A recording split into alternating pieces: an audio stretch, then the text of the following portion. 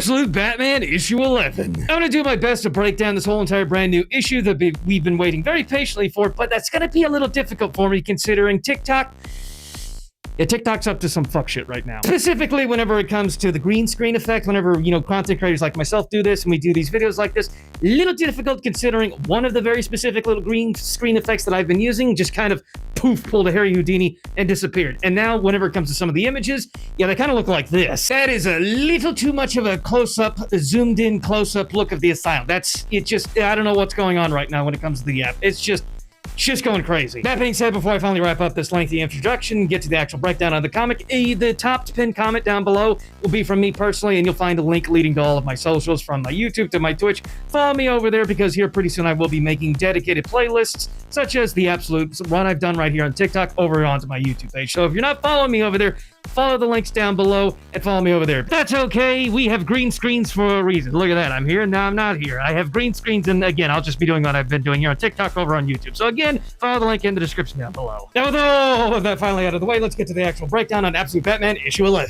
Following not too long after Batman and Killer Croc's escape from the Arkham facility located underneath Gotham City, that's a mouthful, Bane, at the behest of Dr. Arkham, takes into a speedboat right here and makes his way over to actual Gotham City, trying to track down a very specific target. Eventually, Bane does in fact make his way to Gotham, touching down right here, and we get this whole entire recounting of his backstory by Alfred. And Alfred basically builds him up as this boogeyman. Alfred was even scared to even mention his name, because if you say his name, you kind of confirm that the dude is actually, in fact, real, and you don't want a living, breathing boogeyman to be real. Especially when said boogeyman has a backstory as haunting as this, and everything that Bane went through on the island of Saint Prisca. I hope I didn't butcher the enunciation there. Born onto the island of Saint Prisca as nothing but just a boy, just a child engulfed in war on this island. This island that has known war for almost the past 100 years. Bane's grandfather's been a part of this, his father, and now he's up next. The boy, Bane, he learns, he trains, he fights, he grows up, he studies, he does everything and anything he can to participate in this war, fighting alongside his very own biological father.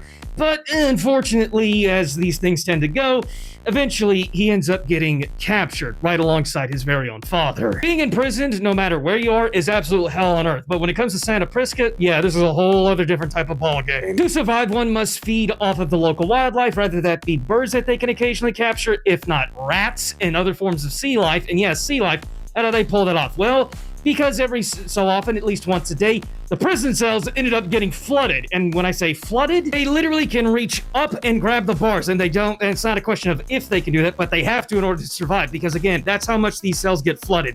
Bane actually had to learn how to sleep while hanging onto these bars up above him. That's some cold shit. Then a year goes by, then 2 years goes by, then 5 years go by. But the fire of actual freedom burns within Bane's heart, his father, and all the other captives at this prison of Saint Prisca. Everybody hasn't given up the fight. From here, we take a moment to actually cut over to the actual modern present time, and here we see Bane on the streets of Gotham City. This is a little awkward. Based off one of the previous issues, we do know martial law was put into effect. I'm guessing martial law is still in effect, considering the streets are completely barren. They're empty, and this is Gotham City. No traffic, so yeah. And these soldiers, I assume something maybe like National Guard, are going along their way. And unfortunately, in the darkness is not the Dark Knight himself. No, it's Bane. They were simply apparently just in his way. So he quite literally picks him up. And yes, he can quite literally grab and engulf a whole entire human being with just one hand.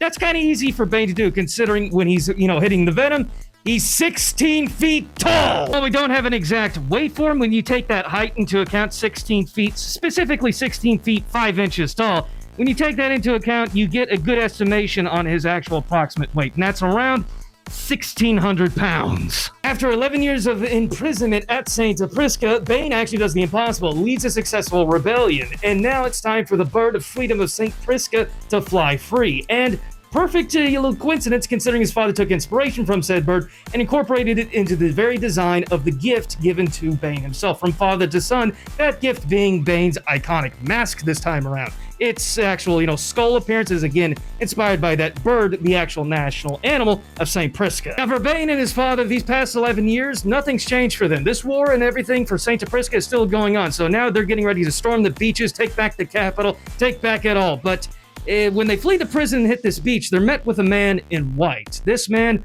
also has a little bit of a smile on his face. This is absolute Joker. We don't know the exact details of what was spoken, the conversation between Bane and Joker right here, but apparently Bane did shoot down the offer, or actually, personally, I kind of think he might have accepted it. I'll get to as to why, but after a very brief conversation, Joker just leaves. After said conversation, when Joker leaves, the father, he's proud of his son, and you think, okay, he's proud of him, and surely Bane, after all these past 11 years with his father and all this war BS and nonsense, you think everything be hunky-dory. No, this is what we call patricide. Bane, yeah, he does in his own father. From here, this is the actual documented history of the legacy of where Bane actually kicks off. That Alfred actually recounts that this is where he got his start. It starts with one job, then one job becomes two, two becomes three. Eventually, Bane even got access to the Venom somehow. And when it comes to the Venom, this is probably the strongest interpretation of Venom we've ever seen in DC Comics, because this one doesn't just give him complete control over his muscles, hence why he can grow to the size he does, but it also increases his intelligence. He's basically a walking computer. He retains every bit of information he learns. I think with all that being said, Batman wouldn't want the smoke, but now here we go with essentially round 3, maybe 4. I forget how many times they fought back in Arkham, but here we go. Alfred says, you're gonna fight, and you're gonna lose. And lo and behold, that's exactly what happens, because Bane takes Batman's axe and leaves him completely disarmed. He doesn't even just stop with one arm. He takes both of them. Both of them are off. Batman is disarmed. Bane even takes the actual axe head of Batman's actual bat symbol right here and brings it down on top of his head over and over and over again. Stop! He's gone! Really, Bane takes him back to the Arkham facility right here, and here Alfred goes on to explain that apparently Bane at one point himself was broken, and apparently the offer made by Joker, and this is why I think Bane did accept it, broke Bane, and that's why he also went through the same procedure we see Batman about to go through right here. The very same venomized procedure that turned Bane into Bane. That makes sense considering Bane also immediately took out someone that apparently he loved. Maybe it was the condition, the price to be paid, that Bane accepted that offer from Joker, and we see again Batman here himself being broken, turned possibly into this. And I said possibly because, psych! Batman losing his arms the whole entire fight against Bane right there didn't happen. That was all in Alfred's imagination. Because the thing this time around, Bane is going to break Batman, but not in the traditional sense, not the infamous backbreaker. No, the way absolute Bane will break Batman is by going after the thing that can only harm him, his friends. Harvey Dent, aka Two-Face, Oswald Cobblepot, aka the Penguin, and Edward Nygma, aka the Riddler. They were the original target of Bane, why he came to Gotham City. That's all the time I got right now. If you enjoyed the video, please make sure to give me a follow, like, and a comment right over here, and I hope you all enjoyed, and hope to see y'all in the next one.